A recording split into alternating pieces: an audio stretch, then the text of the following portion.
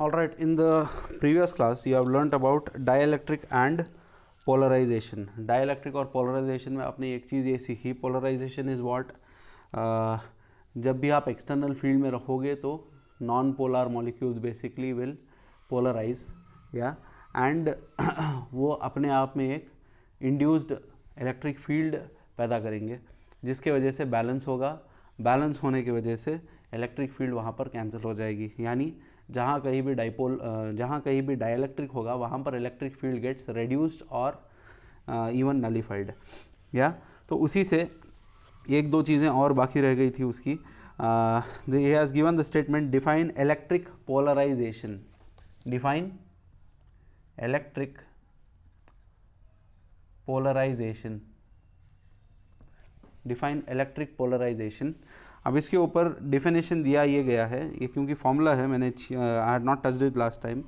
Electric polarization is the dipole moment that developed per unit volume of the dielectric when placed in an external electric field. I am quoting this directly from your Legends book. Electric polarization is the dipole moment that developed per unit volume of the dielectric when placed in an external field. It is given by P is equal to dipole moment divided by volume of dielectric. Dipole moment of dielectric by volume of the dielectric. क्या मतलब है इसका? Electric polarization किस extent तक polarize हो रहा है, that can be found by telling एक छोटे से वॉल्यूम में, take a small unit of volume of the whole sphere और से whole body, a small unit of volume में कितना डाइपोल हमें मिल रहा है, डाइपोल मोमेंट कितना मिल रहा है. जाहिर सी बात है जितना ज़्यादा डाइपोल मोमेंट मिलेगा that means so much amount of polarization has happened. So polarization is defined as the ratio of dipole moment of the dielectric induced per unit volume of dielectric. Now a few more things about it. Is it a scalar or a vector? It is a vector quantity. Why? Because directional है polarization. By the name itself it says it is directional. Then इसका direction कैसा होता है? Direction is what is the direction of it? It is in the direction of external electric field. It is in the direction of external electric field. I hope it is clear. It is in the direction of external electric field. वो आपने पहले से ही देखा, ठीक है. Next, any other thing to be told on this? Done. तो ये आपका इलेक्ट्रिक पोलराइजेशन और उसका एक रेशियो दिया गया, और क्या है वो? एक वेक्टर है और उसका डायरेक्शन एक्सटर्नल फील्ड के डायरेक्शन में होता है. Now one more thing, what do you mean by dielectric breakdown? One more term, dielectric breakdown. यहाँ पर बहुत टेक्निकल क्वेश्चंस पूछे जाते हैं, थियोरेटिकल फिजिक्स के थियोरेटिकल क्वेश्चंस बन सकते हैं यहाँ पे. डाइलेक्ट्रिक ब्रेकडाउन क्या होता है? See here, it says when a dielectric is placed in an electric field of very high strength, the electrons detaches from their parent atoms and becomes free. Then the dielectric insulator behaves like a conductor. This phenomena is called dielectric breakdown. मतलब क्या है इसका? आमतौर से हम कोई भी एक क्या बोलते हैं डाइलेक्ट्रिक को लाते थे, यानी इंसुलेटिंग सब्सटेंस, उसको एक्सटर्नल फील्ड में रख देते थे. अब उसमें क्या होता था, एटम्स यूँ अलाइन हो जाते थे, शायद आपको लास्ट वीडियो से याद होगा, और माइनस एक तरफ प्लस एक तरफ हो जाते थे, ठीक है, minus to my left plus to the right. But if the electric field is really strong, then what will happen, instead of just displacing themselves, they will break from the atomic structure, they will break from the bonding and they will become free. This is like photosynthesis नाम की चीज़ आपने सुनी होगी, ठीक है. For example, there is one particular particle over here. When you supply enough energy, the particle will jump to the higher energy level, ठीक है. या by gaining whatever energy we have supplied, it will jump. After that it will come back, yeah. And how will it come back? By giving out the same amount of energy that it had taken.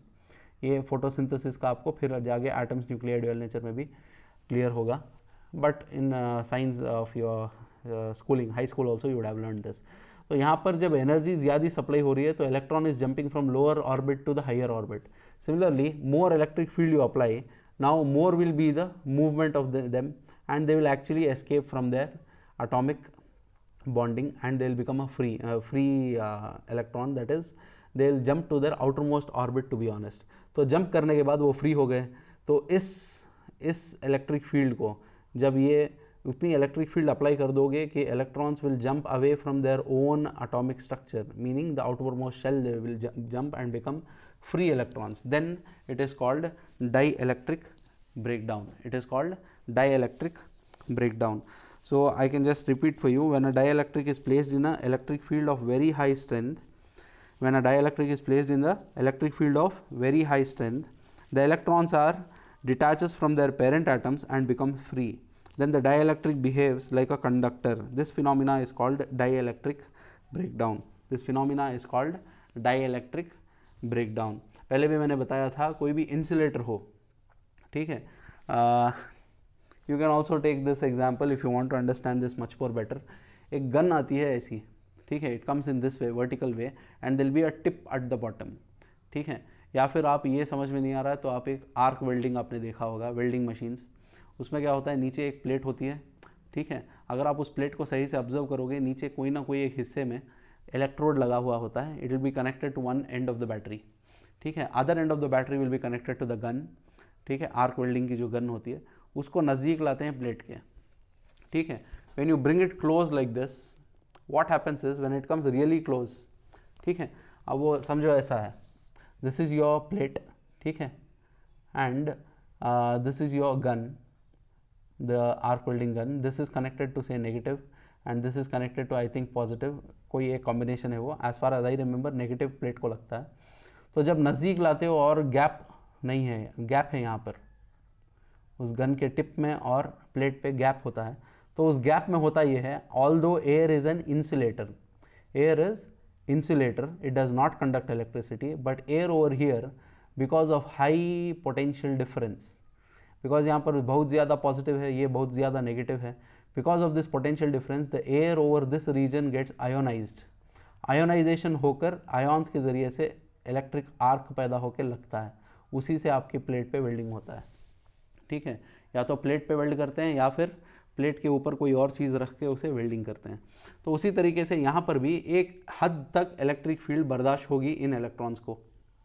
When very high electric field is put over there, the electrons can no longer bear that, they will jump to the free orbits, that is the valence orbits, and they will become valence electrons. Once they become valence electrons, they are free to move, यानी अब ये insulator नहीं रहा, it has become now a conductor।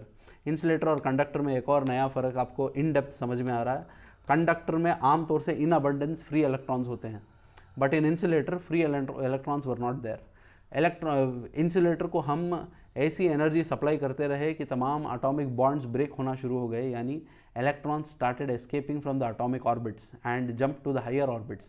Then what happened? Insulator also now has free electrons. Once the insulator has free electrons, since the free electrons are free to move, electricity can be conducted, so the insulator is no longer an insulator but it is a conductor. I hope I have cleared this particular point. Next thing you need to learn, what is dielectric strength. Dielectric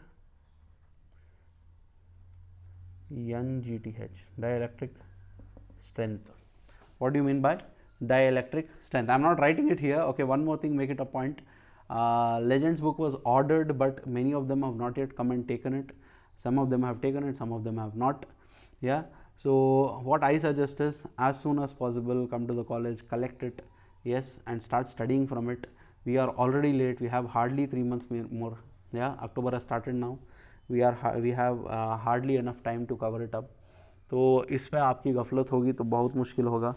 legends को सबसे पहले आप ले लें, सबके सब ले लोगे, then what will happen is I will sit with my legends and I will do all the necessary corrections to the whole book and I will send you those corrections so that you can make those corrections. एक बार वो corrections कर लोगे तब आप सिर्फ legends भी पढ़ोगे तो पीयूसी में you can score easily above 90 or 95. Clear?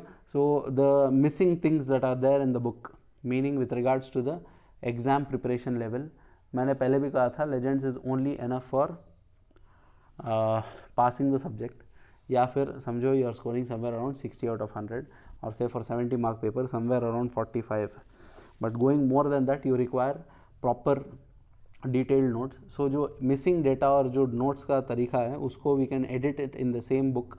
I'll do those corrections and upload only after once everyone has bought the book. Clear? So please get it as soon as possible. Coming back to the thing, what do you mean by dielectric strength? Dielectric strength coming from the same word, यही से समझ में आ रहा होगा. Dielectric strength, it is the maximum value of electric field strength. It is the maximum value of electric field strength of applied field up to which dielectric breakdown does not take place. Up to which dielectric breakdown does not takes place. अब इसको कैसे समझे? पहले तो इसका मतलब समझा देता हूँ. डाइलेक्ट्रिक स्ट्रेंथ, कोई भी डाइलेक्ट्रिक मतलब होता है इंसुलेटर. डाइलेक्ट्रिक का मतलब होता है इंसुलेटर, ठीक है. उसकी स्ट्रेंथ क्या होगी? उस हद तक हम इलेक्ट्रिक फील्ड अप्लाई करेंगे, maximum value of electric field applied to which the dielectric remains as it is and it does not undergo breakdown. यानी this is like you are in front of me, for example, the child is in front of me, okay, and I am going to scold him for the next 5 minutes. For 5 minutes I am scolding him until 5 minutes is that person's limit. 5 minutes 1 second the tears start coming out of his eye. Yeah, that means correct 5 minute तक वो बच्चा बर्दाश्त कर सकता है जो मैं डांटूंगा उसे. उसके 5 मिनट के फ़ौरन बाद 5 मिनट होने के 1 सेकंड में, ठीक है, the tears start falling from his eyes. So I can say the strength of that particular child is so much. 5 minutes is his strength, his और हर स्ट्रेंथ. हर के लिए तो होता नहीं है, गर्ल्स के लिए तो हार्डली 1 मिनट लगेगा. या anyhow, so don't try to test that. Coming back to this guy, dielectric strength is something like that. If you have an insulator, how much electric field can I apply to the maximum value to which the insulator remains an insulator, it does not become a conductor. यानी उसके electrons उस ताकत को बर्दाश्त कितना करेंगे, कितनी electric field में अप्लाई करूँगा कि इलेक्ट्रॉन्स बर्दाश्त करें. जैसे ही बर्दाश्त के बाहर होती है डाइलेक्ट्रिक ब्रेकडाउन हो जाएगा. डाइलेक्ट्रिक ब्रेकडाउन के थोड़ा कम वैल्यू होगी डाइलेक्ट्रिक स्ट्रेंथ की, ठीक है. आई hope it is clear. Dielectric strength किसकी चीज़ है? इलेक्ट्रिक फील्ड की चीज़ है या इंसुलेटर की? ऑब्वियसली इट इज़ डाइलेक्ट्रिक वाला है, तो it is the property of a insulator, और should I say the dielectric. तो I just repeat the definition. It is the maximum value of electric field strength applied, या electric field strength applied up to which the dielectric breakdown does not take place. Yes, what is the SI unit of dielectric strength? SI unit of dielectric strength, it is given by voltmeter or Newton per coulomb. Dielectric strength is given by volt per meter or Newton per coulomb. Done. So these are a few things that you had to know about the previous topic. Now let me move on to the next big thing, the electrical capacitance of a conductor. Yes, electrical capacitance of a conductor. From here it is most likely you will be asked a lot of questions in your board exam, so please concentrate. ये सारी चीज़ें में तो फिर भी समझ के आगे बढ़ने की चीज़ें थी. electrical capacitance, electrical capacitance, ठीक है. capacitance by the name itself it suggests it is the capacity. For example, you have a bucket of volume 1 liter, यानी the capacity of this bucket is 1 liter, यानी 1 litre पानी ये bucket ले सकती है. so the capacity of the bucket is 1 liter. So if I have to talk about electrical capacitance, I will try to take the same example which is there in your PU board website, PU board classes. He gave a wonderful example, the teacher. He had told whatever the water you are putting inside the bucket is, whatever water you are putting inside the bucket are the charges, ठीक है, number of charges you are putting it. The level of the level of water is the potential, the level of water is the potential, and the container यानी bucket अपने आप में it is called a capacitor. Let me repeat this. You have a container filled with water. जितना पानी आप डाल रहे हो वो तमाम का तमाम पानी है चार्जेस, और उन चार्जेस का यानी इस वाटर का लेवल या that I can call it as potential, because number of charges gives rise to potential. Then this bucket by itself, the container by itself is called a capacitor. तो पानी क्या है? Charges. पानी का height क्या है? Potential. और पानी किस में रखा गया है उसे बोलते हैं कैपेसिटर. तो with this basic let us move to the definition of electrical capacitance of a conductor. Electrical capacitance of a conductor. So when an electric charge is given to the conductor, its potential increases. He is telling when electric charge is given to the conductor, its potential increases. यानी V is proportional to Q. इसको समझने के लिए simple सी बात यह है, इसी को ले लो, ठीक है. जितना मैं पानी डालूंगा उतना उसका हाइट बढ़ेगा. जितना वाटर टैंक में पानी डालूंगा उतना उसकी वाटर टैंक में पानी की हाइट बढ़ेगी. तो उसी तरीके से जितने भी चार्जेस एक कंडक्टर के ऊपर जितने चार्जेस डालता जाऊंगा, जाहिर सी बात है उसका पोटेंशियल उतना बढ़ेगा. अब इसको बहुत सारों को समझ में नहीं आ रहा है. Let us connect this to the first chapter and learn. ठीक है, let us connect all the topics together. This is my conductor. ठीक है, टू दिस कंडक्टर से I am taking around 10 charges and I am putting it. If I put 10 charges, it will distribute evenly according to uniform distribution of charges.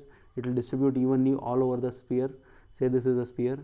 Then next I'll add another 100 charges. All those charges will again spread evenly. Now once I put so many charges, what will be the electric field at a point nearby? At starting, say case 1, जब कोई charge नहीं था तो यहाँ पर electric field कम थी. जैसे ही 20 charges डाल दिया यहाँ पर इलेक्ट्रिक फील्ड बढ़ गई, और चार्जेस डाल दिए तो और इलेक्ट्रिक फील्ड यहाँ पर बढ़ गई. यानी यहाँ पर एक पॉजिटिव चार्ज रखूँगा. In the first case the force experienced is less, zero, because starting में कोई चार्ज नहीं थे. बाद में 20 चार्ज डाल दिया तो force experienced by the positive charge at a point here is more. Then I put another 100 charges. The force experienced by the point charge, test charge close by at point P is far more compared to the previous cases, because जैसे जैसे charge बढ़ाओगे force experienced at any charge due to those charges is more. ठीक है, ये आपने already सीखा है. Force भी सीखा है, इलेक्ट्रिक फील्ड भी सीखा है. वैसे ही पोटेंशियल. अब यहाँ पर इतने चार्जेस अगर फिल हो जाएंगे तो जाहिर सी बात है what is potential? Potential was amount of work done. Potential या पोटेंशियल एनर्जी ही ले लो. The amount of work done to move a charge from one point to another point against the electric field. यानी इस point से इस point को move करने में मुझे ज़्यादा एनर्जी लगेगी. That energy is stored as potential. So उसी तरीके से बात खुली बात यह है कि जितने चार्जेस बढ़ाओगे, the number of charges you increase, more will be the number of the amount of electric field. Since more is the electric field, more will be the potential. तो ये तीनों चीज़ों से हमें समझ में आता है जितना चार्ज बढ़ाओगे उतना पोटेंशियल बढ़ेगा. ठीक है. So if Q is the charge and V is the increase in potential. अगर Q is the amount of charge supplied, V is the increase in potential, not just potential, increase in potential. तो फिर V is proportional to Q. V is proportional to Q. जब constant निकालोगे तो Q divided by C आता है. ठीक है, Q divided by C. अब आप बोलोगे सर Q नहीं यहाँ पे, तो C का रेसिप्रोकल जो आएगा वो वहाँ आएगा, वो आगे की स्टडीज़ में आता है. आपके लिए बस इसका definition, potential is equal to Q by C. So clearly Q is equal to CV. Q is equal to CV. और C is equal to Q by V. C is equal to Q by V, जहाँ पर C is called electrical capacitance. Electrical capacitance of a conductor. Electrical capacitance of a conductor. I hope this is clear. यानी capacity कोई भी एक water tank की depend करती है कि उसमें कितना वॉल्यूम डाल रहे हो, कितने चार्जेस डाल रहे हो, कितना पानी डाल रहे हो, किसके हिसाब से कितना हाइट पानी का बढ़ रहा है या फिर कितना पोटेंशियल बढ़ रहा है चार्जेस के हिसाब से. So that is how capacitance is defined. So define electrical capacitance of a conductor. From your book, I am directly reading it. It is defined as the ratio of charge given to the conductor to the increase in potential. Defined as the ratio of charge given to the conductor to the increase in potential. ठीक है, एक और अच्छी तरीके से define ये भी किया गया है. I'll just tell it out. The measure of ability of a conductor, the measure of ability of a conductor to store electric charge. I repeat, the measure of ability of a conductor to store electric charge or energy is known as electrical capacitance or capacity of a conductor. The measure of ability of a conductor to store electric charge or energy is known as electrical capacitance or capacity of a conductor. Her conductor की अपनी एक capacity होती है, कितने charges एक conductor पर पड़ सकते हैं उसी को बोलते हैं कैपेसिटी और capacitance of that particular conductor. तो यहाँ तक तो आपको क्लियर हो गया होगा कि कैपेसिटेंस का मतलब क्या है. आगे इसका बिहेवियर वगैरह सब सीखते हैं. कि अभी देखो हमने बस इतना सीखा कि पोटेंशियल, ठीक है, चार्ज और कैपेसिटेंस. कैपेसिटी, कितनी कैपेसिटी की टैंक होगी, एक टैंक होगी तो उसके ऊपर कितने चार्जेस हम डाल सकते हैं, चार्जेस के हिसाब से पोटेंशियल बनता है. इन दोनों को लेकर हम हिसाब डाल सकते हैं कि कितनी कैपेसिटी उस एक चीज़ की होती है. ठीक है, डन.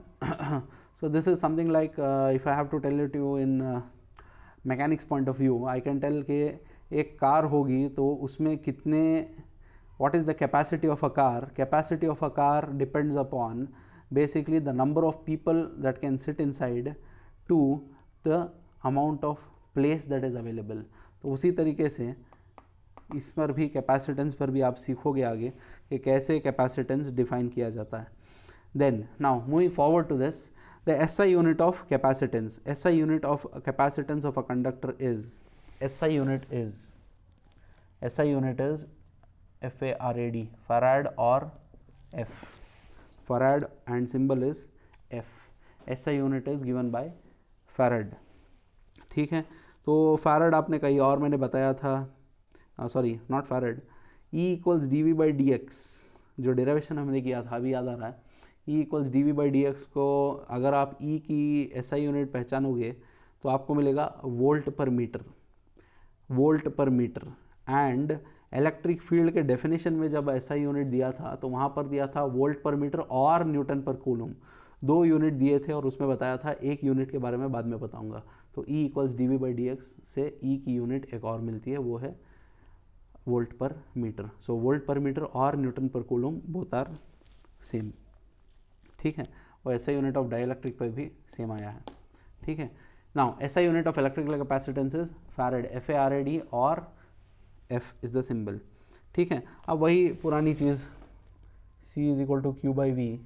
ठीक है, if Q is equal to 1 coulomb and potential difference is 1 volt then C is 1 farad.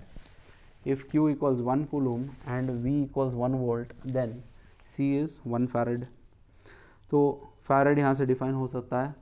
Capacitance of a conductor is said to be 1 farad when 1 coulomb of charge is given to it increases the potential by 1 volt. Capacitance is said to be 1 farad if 1 coulomb of charge is supplied and by increasing the potential difference by 1 volt. Increasing its potential by 1 volt. I hope it is clear. Farad एक बहुत बड़ी unit है, आगे आपको दिखाई देगा क्यों कैसे. ठीक है, तो फैराड की जगह हम बाकी चीज़ें भी यूज़ करते हैं जैसे millifarad, microfarad, nanofarad and picofarad. Millifarad, microfarad, nanofarad and picofarad. Milli is 10⁻³ micro is 10⁻⁶, nano is 10⁻⁹, pico is 10⁻12. I don't think I need to write that there. ठीक है, अब इसके ऊपर एक और 3 mark का बहुत ही important question है. Factors on which the capacitance of a conductor depends. Factors on which capacitance of a conductor depends. तो capacitance is what? Capacitance basically word बनता है capacity से. तो किन चीज़ों पर डिपेंड करेंगे फैक्टर्स. पहला फैक्टर, टोटल 3 फैक्टर हैं. ठीक है, आप खुद जज कर सकते हो जैसे ही वहाँ पर देख रहे हो. सबसे पहला होगा shape and size of conductor. यानी shape and size of conductor मतलब कंडक्टर के शार्प एंड्स हैं या नहीं, एडजेस हैं या नहीं, कितना बड़ा है, क्या साइज़ है उसका, किस तरीके का है, स्क्वायर है, रेक्टेंगल है, स्फीयर है, तो उसके हिसाब से कैपेसिटी बदलती है, बिकॉज चार्जेस अक्यूमुलेट करते हैं एडजेस पे, तो उस हिसाब से shape and size of the conductor. Next, nature of surrounding medium, nature of surrounding medium, उसमें आपको क्या समझ में आ रहा है? नेचर ऑफ सराउंडिंग मीडियम का मतलब, now people if you are complaining कि सर ये दिखाई नहीं दे रहा है, I am writing itself so horrible, ठीक है, I am just telling you because this is I am sitting and doing this, no, so when I am writing I am not getting that proper support, so anyhow I am reading it out when I am writing nature of surrounding medium, ठीक है। Surrounding medium से क्या होगा, जाहिर सी बात है,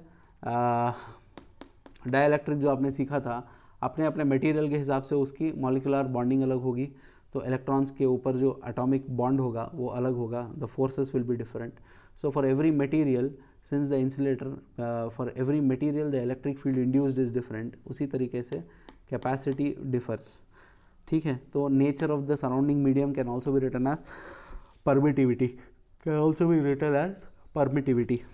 clear. Then the last one,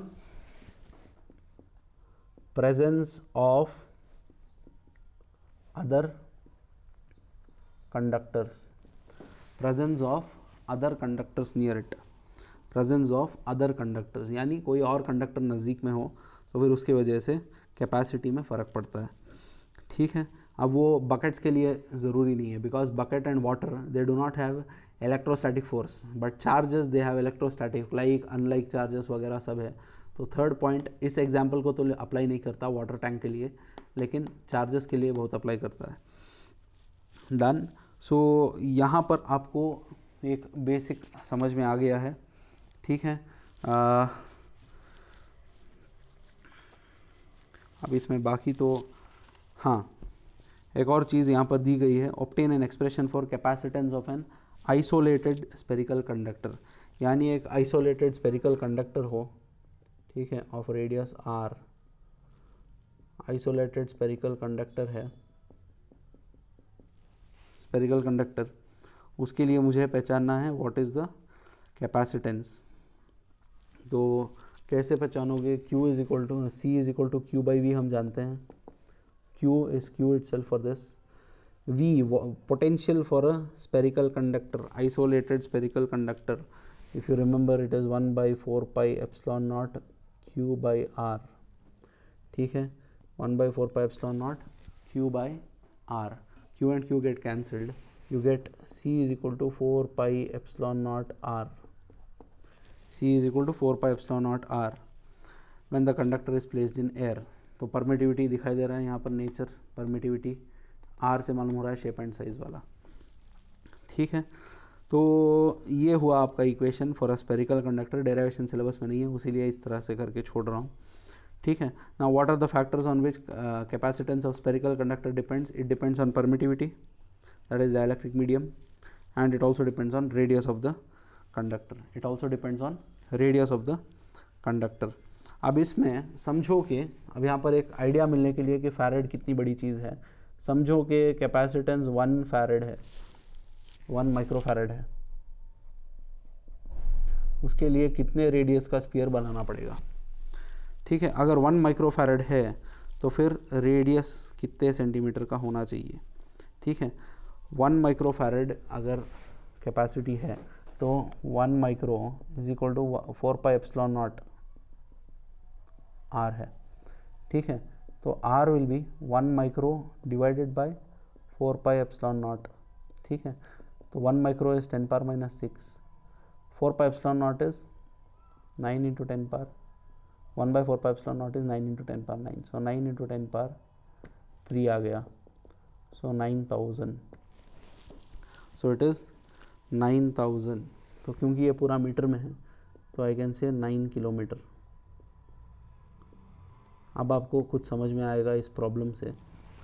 मतलब ये है, एक स्पेरिकल कंडक्टर हो जिसके ऊपर मुझे 1 माइक्रोफैरेड डालना हो, 1 माइक्रोफैरड चार्ज अक्यूमुलेट करने की कैपेसिटी का एक अगर मुझे कंडक्टर बनाना है तो उसका वो कंडक्टर का रेडियस होना चाहिए 9 किलोमीटर, यानी आपका लगभग कोलार टू बंगारपेट हो गया 18 किलोमीटर है ना। इसका मतलब आधे रास्ते का रेडियस कोलार से लेकर बंगारपेट तक का एक कंडक्टर सर्कुलर स्पेरिकल बनाऊंगा, तब जाकर उस पर 1 माइक्रोफैरड की कैपेसिटी यानी उतने चार्जेस इक्विवेलेंट उस पर डिस्ट्रीब्यूट होंगे। तो I hope you understand how big the value of 1 microfarad, और शुड आई से farad itself is a very big unit. ठीक है।